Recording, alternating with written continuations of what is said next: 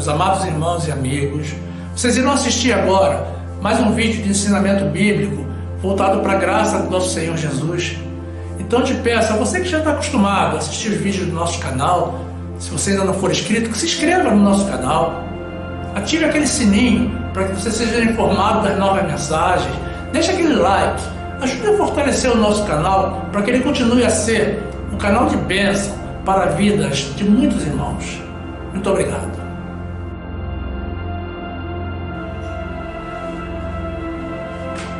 Graça e paz, meus amados irmãos, filhos da obediência ao Senhor. A palavra do Senhor diz assim, no livro de Jonas, capítulo 1, versículo 1. E veio a palavra do Senhor a Jonas, filho de Amitai, dizendo: Levanta-te, vai à grande cidade de Nínive e clama contra ela, porque a sua malícia subiu até a minha presença. Porém Jonas se levantou para fugir da presença do Senhor para Tarsis, e descendo a Jope, achou um navio que ia para Tarsis, pagou, pois, a sua passagem, e desceu para dentro dele, para ir com eles para Tarsis, para longe da presença do Senhor. Mas o Senhor mandou ao mar um grande vento, e fez-se no mar uma forte tempestade, e o navio estava a ponto de quebrar-se. Então temeram os marinheiros, e clamavam cada um ao seu Deus, e lançaram ao mar as cargas que estavam no navio, para o aliviarem do seu peso. Jonas, porém, desceu ao porão do navio, e tendo-se deitado, dormia um profundo sono. E o mestre do navio chegou-se a ele e disse: Que tens, dorminhoco? Levanta-te, clama ao teu Deus, talvez assim ele se lembre de nós, para que não pereçamos. E diziam cada um ao seu companheiro: Vinde e lancemos sortes, para que saibamos por que causa nos sobreveio este mal. E lançaram sortes, e a sorte caiu sobre Jonas. Então lhe disseram: Declara-nos tu agora, por causa de quem nos sobreveio este mal? Que ocupação é a tua? De onde vens? Qual é a tua terra? E de que povo és tu?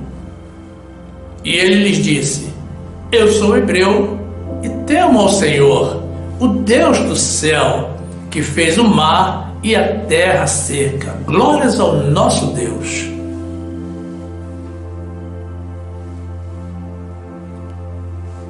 Meu amado irmão, minha amada irmã, que essa palavra te traga segurança nas promessas de Deus, no nome de Jesus.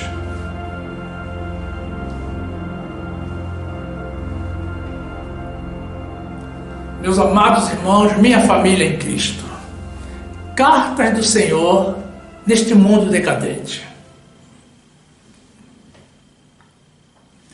Eu gosto, tu gostas, ele gosta. Nós gostamos, vós gostais, eles gostam. Esse é um verbo que todos sabemos conjugar, principalmente no presente do indicativo. Mas se determinados verbos não fossem conjugados em algumas pessoas, em alguns tempos específicos, esse mundo seria bem diferente. As pessoas creem que vieram a este mundo para fazer o que gostam, o que escolhem fazer. As pessoas se atribuem o direito de gostar do que querem e de fazer o que gostam e o que querem. Não é assim, meu irmão? Mas me diga uma coisa, meu amado irmão, minha amada irmã. Alguém, em algum momento, ouviu o Deus Criador dizendo: Estou te dando vida, portanto vai para a terra e faça tudo o que você gosta, curta bastante, aproveite? Pois bem, se alguém ouviu essa voz e essas palavras, eu posso te assegurar que não era Deus falando.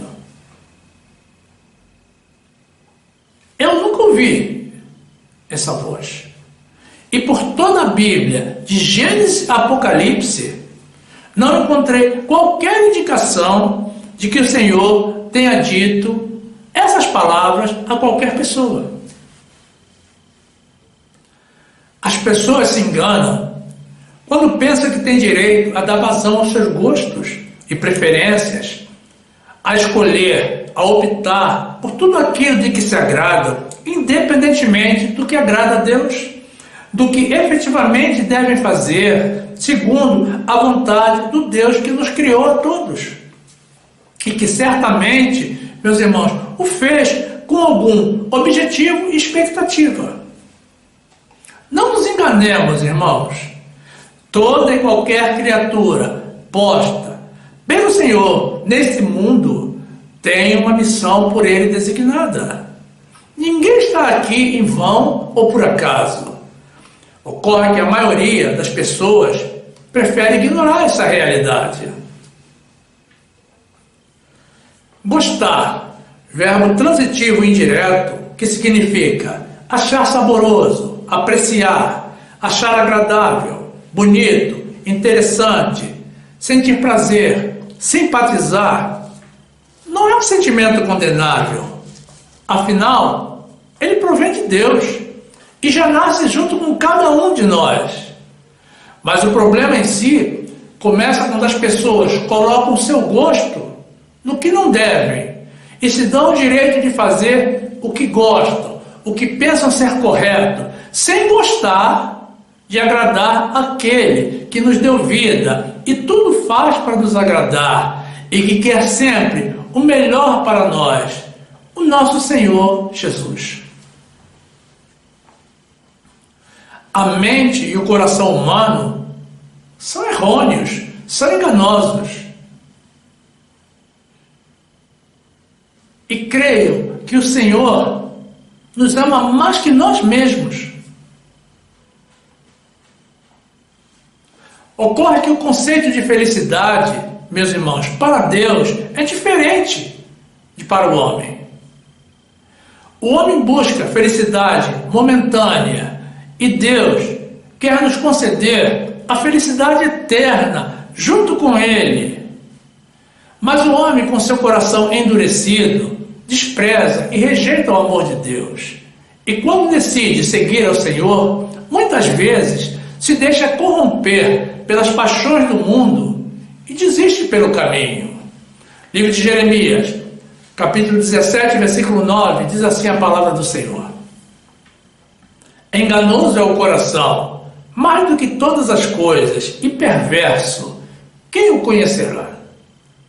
Depois, a carta do apóstolo Paulo aos Romanos, capítulo 7, versículo 22, diz assim a palavra do Senhor: porque segundo o homem interior, tenho prazer na lei de Deus, mas vejo nos meus membros outra lei, que batalha contra a lei do meu entendimento, e me prende debaixo da lei do pecado que está nos meus membros. Miserável homem que eu sou, quem me livrará do corpo desta morte? Meus irmãos, no trecho bíblico, muito conhecido de todos, que apresentamos ao início, vemos o profeta Jonas recebendo uma ordem expressa do nosso Senhor para que fosse a cidade de Nínive profetizar e apresentar as leis de Deus para aquele povo. Mas o que tudo indica, Jonas não gostou da ordem de Deus, porque resolveu viajar para Tarsis, para tentar fugir da presença do Senhor em desobediência. Jonas decidiu fazer o que ele queria e não o que Deus queria, num ato de afronta e de respeito àquele que nos criou e que de nós pode requerer o que quiser. Observe que Jonas se identificou à tripulação do navio quando inquirido, como sendo hebreu e temente ao Senhor, ao Deus do céu, que fez o mar e a terra. E mesmo a despeito do seu declarado temor, decidiu desobedecer a ordem de Deus e dirigir-se a outra cidade para fazer o que gostava e o que lhe parecia mais agradável, e não o que Deus havia ordenado. Jonas tentou fugir da presença do Senhor, desobedecendo ao Senhor e indo para Tarsis. E quem conhece a história sabe que isso lhe foi inútil, porque nada está oculto aos olhos de Deus, e com Deus não se brinca. Mas assim é o ser humano. Uns gostam do Senhor, outros escolhem não gostar dele. Uns rejeitam o Deus Criador para honrar e adorar a algum falso Deus, como por exemplo Maria, ou Fátima, ou Aparecida. Outros preferem adotar algum outro suposto santo, ou a vários deles, e dizem que são devotos desses santos e santas. É São Jorge, São Pedro, Santo Antônio, Santa Isabel, e uma infinidade de outros santos, criados pelo homem. E outros ainda decidem não adorar ninguém. E todos esses creem que estão no caminho correto, ignorando a missão para o qual foram destinados neste mundo, para cumprir durante esta vida, e pela qual, certamente, algum dia terão que prestar contas. Desconhecendo a palavra de Deus, as pessoas não sabem que santo é o Senhor, somente Ele é digno de adoração, e que, independentemente do que eles acreditam que recebem do seu falso Deus, tudo o que recebe, o recebe do nosso Senhor, porque somente Ele é Deus. E também desconsideram que o único que, além de nos dar vida, deu também a sua vida para nos salvar: o nosso Senhor Jesus. Qual outro santo demonstrou tanto amor por nós? Existem pessoas que dizem ser devotas de São Jorge, porque ele matou um dragão. Eu desconheço essa história, meus irmãos, porque eu não encontro isso na Bíblia. Mas mesmo que seja verdade, estão desprezando aquele que venceu e exterminou a Satanás, o inimigo das nossas almas. Você quer comparar Satanás com um dragão? Livro de Isaías, capítulo 45, versículo 5, diz assim a palavra do Senhor: Eu sou o Senhor e não há outro, fora de mim não há Deus. Eu te cingirei, ainda que tu não me conheças, para que se saiba, desde o nascente do sol e desde o poente, que fora de mim não há outro. Eu sou o Senhor e não há outro. Eu formo a luz e crio as trevas. Eu faço a paz e crio o mal. Eu, o Senhor, faço todas essas coisas. Glórias a Deus. Outros, meus amados, com alguma consciência do seu erro, mas ainda assim decididos a continuar errando, pensam assim: bem, eu vou me esbaldar nesta vida, fazer todas as minhas vontades, tudo que me vier à cabeça, e na próxima encarnação, então eu fico santinho. E aí vai dar tudo certo, porque vou passar a ser o queridinho de Deus. Meus amados irmãos, não se permitam cair nesse engano do maligno. Não tentem manipular a Deus. Leiam a Bíblia, estudem a Bíblia. Existem pessoas que pensam que a Bíblia foi feita somente para o povo evangélico. Mas, na verdade, isso ocorre porque somente o povo evangélico utiliza a Bíblia, a palavra de Deus. Quando todos os que foram criados pelo Senhor e dotados de inteligência e do sentido da visão deveriam lê-la, estudá-la detalhada e continuamente, todos os dias, para aprender sobre o nosso Deus e sobre as vontades dele, sobre as leis dele, porque um dia estarão diante dele para prestar conta dos seus feitos aqui na terra. Essas pessoas não entendem que não são mais inteligentes que o nosso Deus Criador, que não se deixa escarnecer, e que reencarnação não existe. É uma mentira diabólica, desmentida frontalmente pela palavra de Deus, que nos ensina que ao homem está ordenado morrer uma única vez. Livro de Gálatas, capítulo 6, versículo 7, diz assim a palavra do Senhor: não erreis, Deus não se deixa escarnecer, porque tudo que o homem semear, isso também se fará. Porque o que semeia na sua carne, da carne se fará a corrupção, mas o que semeia no Espírito, do Espírito se fará a vida eterna. Depois, no livro de Hebreus, capítulo 9, versículo 27, diz assim a palavra do Senhor: e como aos homens está ordenado morrerem uma vez, vindo depois disso o juízo, assim também Cristo, oferecendo-se uma vez para tirar os pecados de muitos, aparecerá segunda vez, sem pecado, aos que o esperam para a salvação. Glórias a Deus. Meus irmãos, conheço também pessoas que estão no espiritismo, porque dizem que gostam do espiritismo e dos seus santos. Outros estão na doutrina católica, porque gostam da igreja e gostam do padre. Outros mentem constantemente e roubam as pessoas, porque dizem que gostam de se sentir mais espertos do que os outros. Outros matam, porque gostam de experimentar a emoção, de sentir a adrenalina. Ou seja, as pessoas se dão o direito de fazer o que gostam, crendo que para isso vieram a esse mundo, que o Senhor os criou de brincadeira ou num momento de lazer, para que eles se divirtam e para se divertir com eles.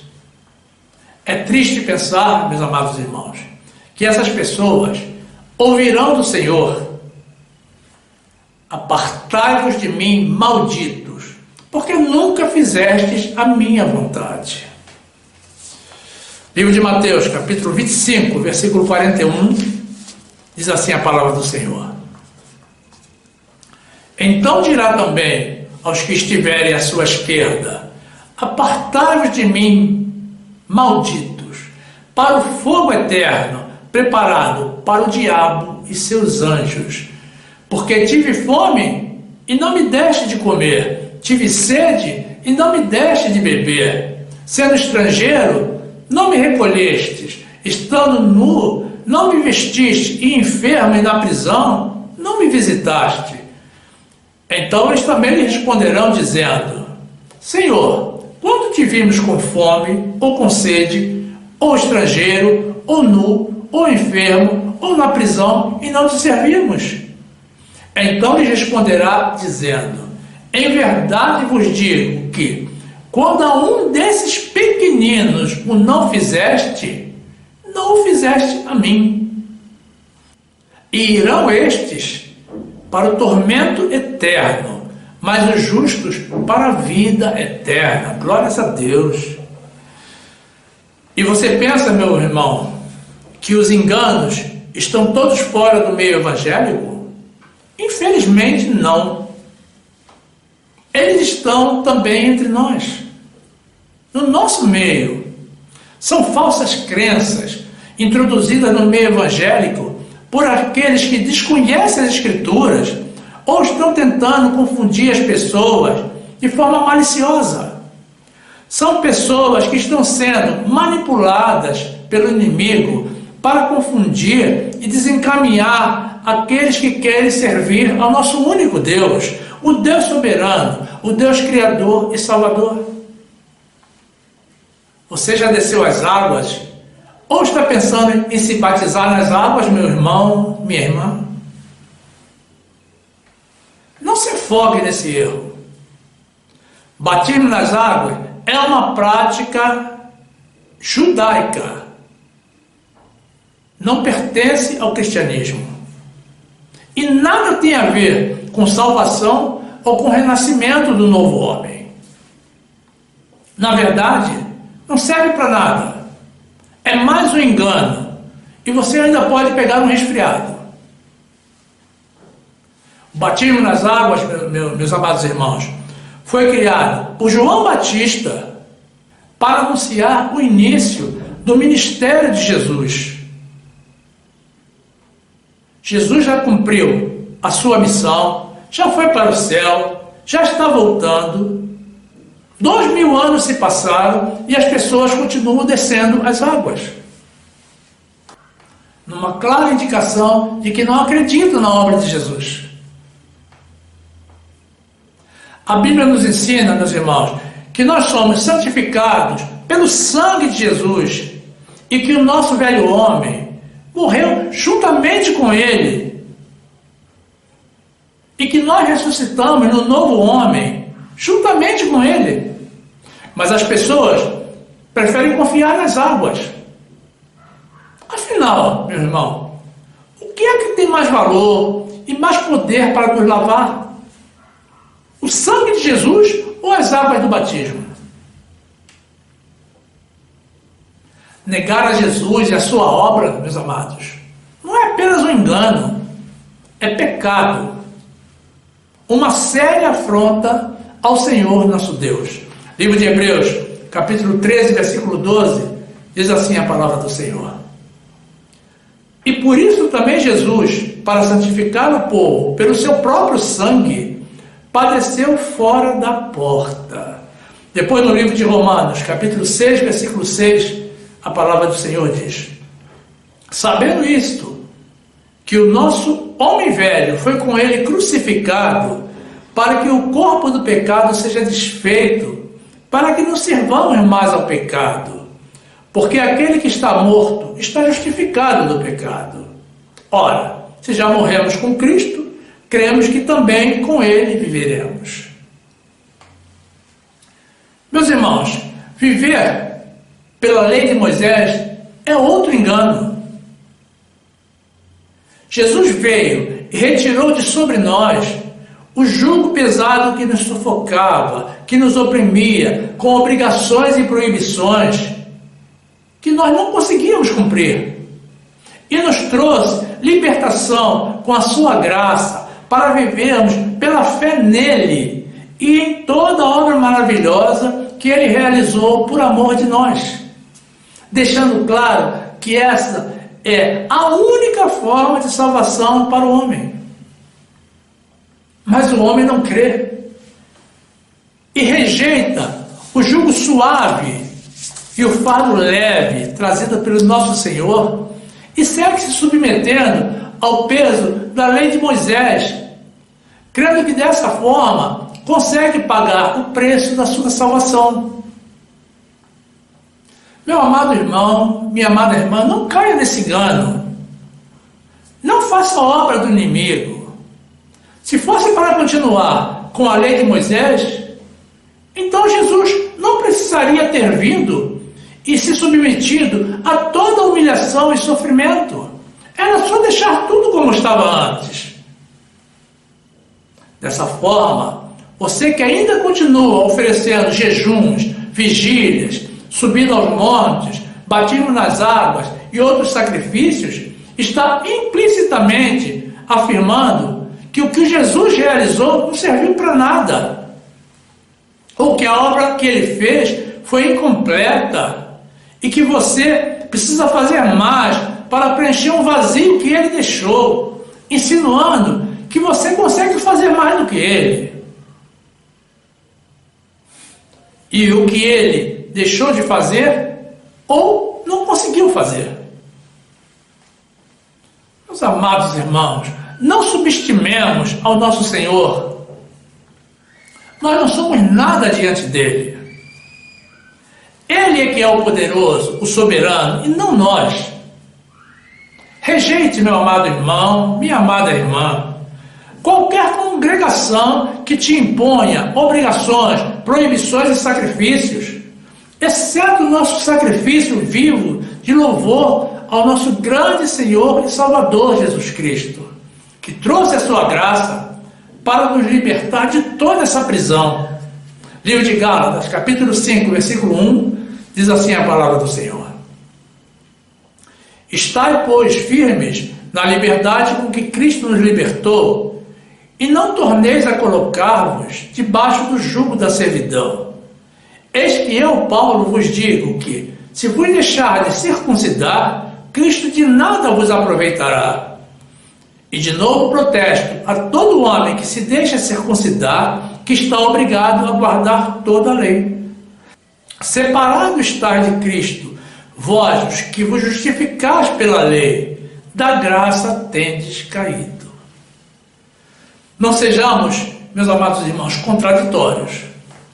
Você diz que Jesus é soberano na tua vida, mas não aceita a soberania dele, rejeita o sacerdócio dele e vive ainda debaixo da soberania de Moisés.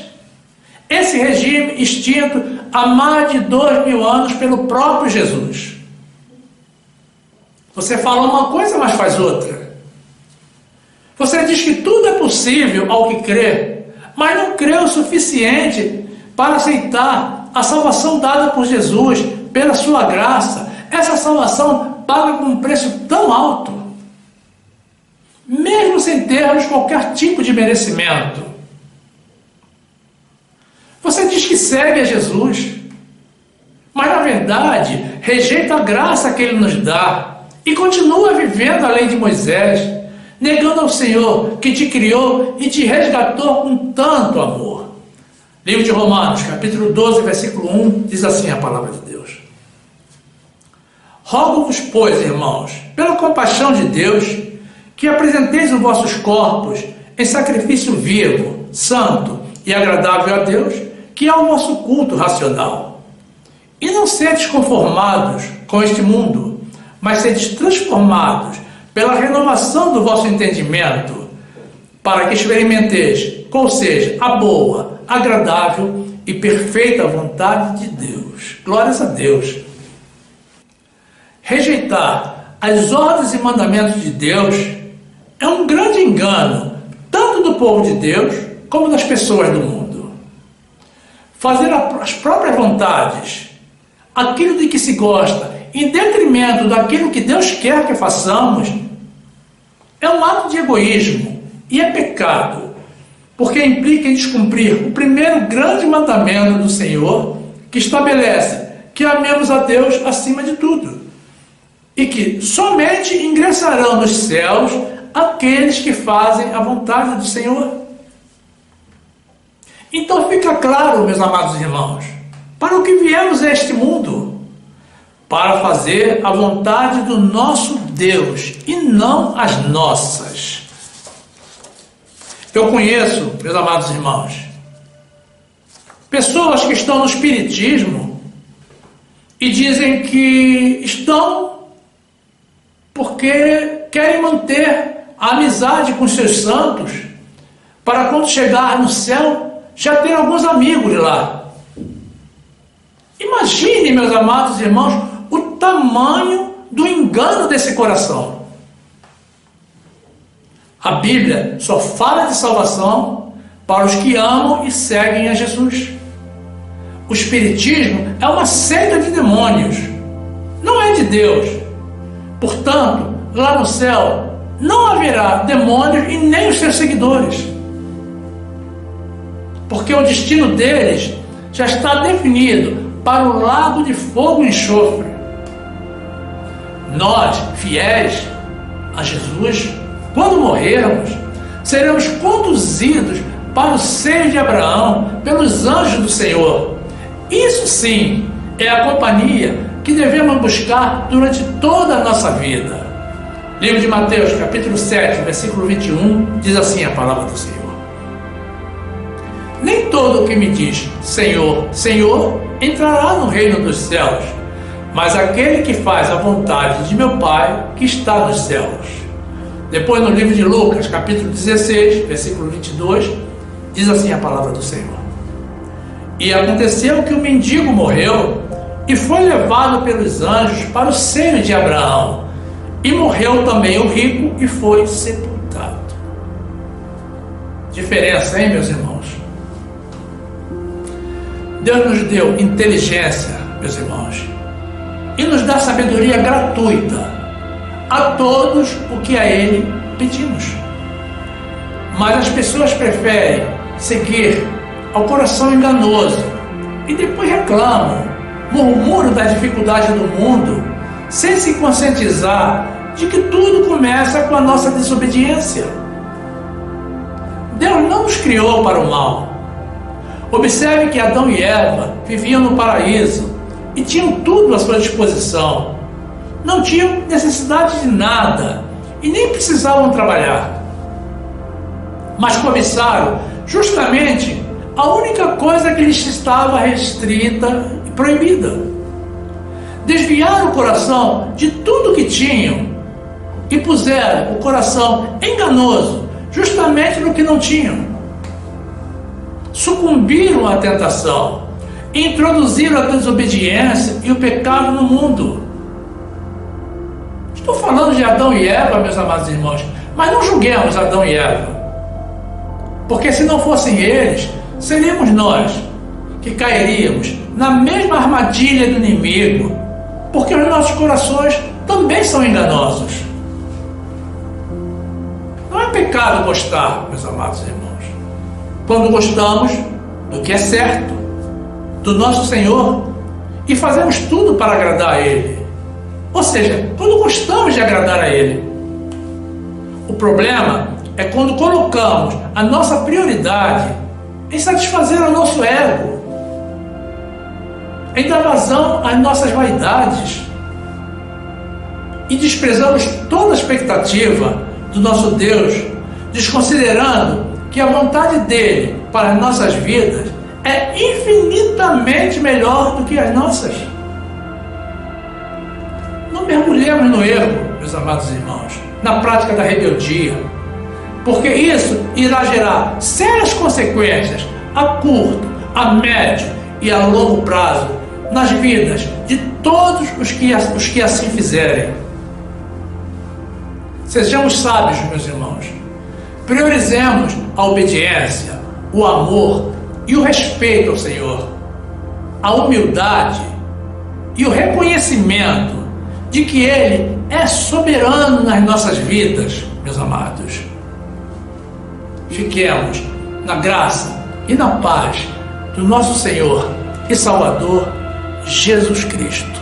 Louvado e exaltado e glorificado seja o nosso Senhor.